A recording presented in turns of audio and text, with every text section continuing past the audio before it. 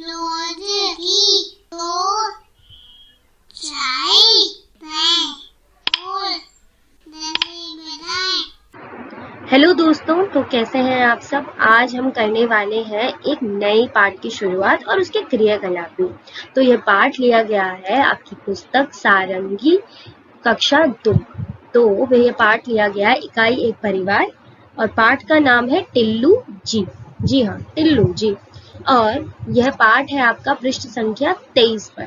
तो जल्दी से निकालिए पृष्ठ संख्या 23 किस पुस्तक की। सारंगी हिंदी भाषा की पाठ्य पुस्तक 2 की। पाठ 7 टिल्लू जी। टिल्लू जी स्कूल गए, बस्ता घर पर भूल गए, रास्ते भर थे डरे डरे, पहुंचे गेट पर अरे अरे, छुट्टी का नोटिस चिपका, देख खुशी से फूल गए, दोनों बाहें माँ के डाल गले में झूल गए। तो यह कविता लिखी है नरेश सक्सेना जी ने। तो टिल्लू जी के साथ आज क्या हुआ, बड़ा ही अजीब चीज हो गई कि वह अपना बस्ता ही घर पर भूल आए और स्कूल कैसे जा रहे थे, डरते डरते। अब डरना ही था क्योंकि बस्ता नहीं तो करेंगे क्या। पर जैसे ही स्कूल के गेट पर पहुंचे, क्या दिखा कि नोटिस लगा हुआ है, आज है छुट्टी। तो वह देखकर खुशी से फूल गए। सच में नहीं फूल गए, हवा नहीं भर गई, ये एक मुहावरा है। इसका अर्थ है कि वह बहुत खुश हो गए। जी हाँ, इतने खुश हो गए कि माँ की गोदी में आ गए। चलिए एक और बार पढ़ते हैं।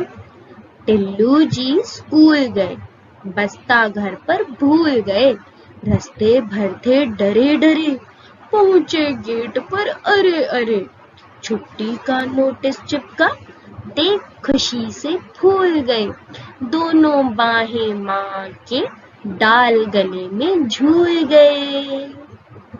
तो बढ़ते हैं आगे। पढ़िए, समझिए और मिलाइए। मैं खुश होती हूँ।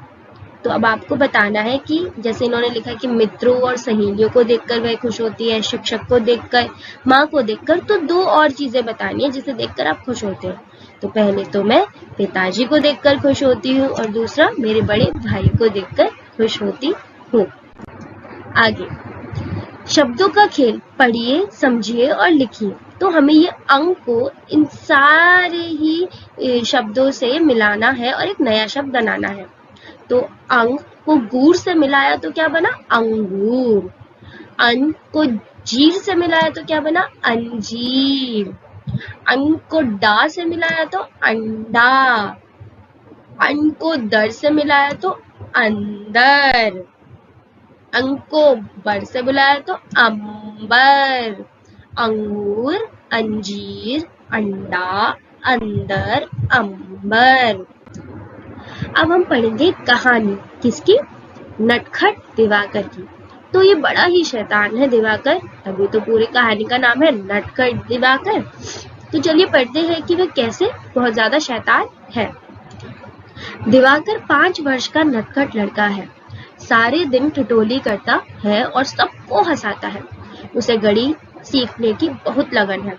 उसकी बड़ी बहन मीना उसे संख्याओं को जोड़ना सिखाती है और दिवाकर ध्यान से सीखता है। दिवाकर कहता है 1 और 2 3। मीना कहती है सपेरा बजाता बीन। दिवाकर कहता है 3 और 4 7। मीना कहती है लाओ कलम दवात।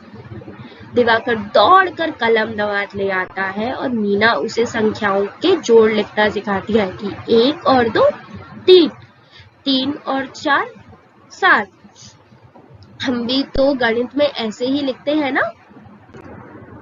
आज इतवार का दिन है। दादाजी ने आज कुल्फी बनाने के लिए बहुत सारा दूध मंगाया था। दादी ने सवेरे 9 बजे कढ़ाई में दूध उबालने के लिए रख दिया।